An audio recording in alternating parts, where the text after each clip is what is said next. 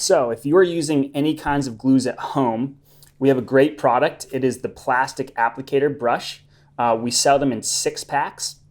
So the best part about these brushes or these plastic applicators are that they're reusable. So typically if you're using a foam brush for glue or if you're using an acid brush, they'll clog up. You get 1 or 2 good uses out of them, and then you got to throw them in the bin or you got to put them in paint thinner. So the best part about these is you can let the glue build up on them, work through your process while it's building up, and then once it's done, you can either wipe it off while the glue is still wet, or you can let it dry and you can actually just peel it off. So the brushes are also great for thick, all-purpose rubber cement. We're going to be showing you how to use it with the Barge Glue today, but you can also use it with general kind of more liquidy rubber cement. And you can also use it with very liquidy latex rubber cement. So the way I like to do it, I'll get a little card or a piece of paper. This is a hand-stitched wallet right here, so what I'm going to try to do is I'm going to try to keep it away from the hand-stitched holes. It doesn't matter if you go over them, but sometimes it can build up. But all you got to do is use this little piece of paper or something to create your seam. So what I'm going to do is I just apply a little bit to the brush, and I'm just going to brush over. Cool.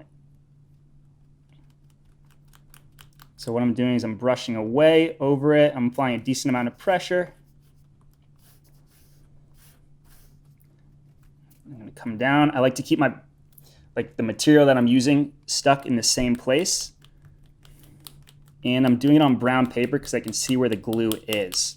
So now that I'm going to move it, I'm going to take it off. Now let's scrap out of there. Put this right here. Moved it a little bit to the left outside of the wet glue. And I'm just going to come around and do it to this edge, brushing it off.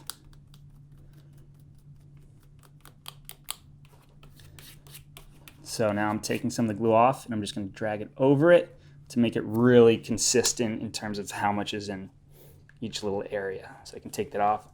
So as you can see, I just applied a little bit of glue to the whole thing. So now what I'll do is I'll just go all the way around, I'll let it tack, and I'll go on to my next piece, let that tack, and apply it together. So then, again, as you can see, I got a little bit of glue on there. I'm just going to come over, just going to wipe it off the brush. You're good to go. It's going to be good as new the next time you use it.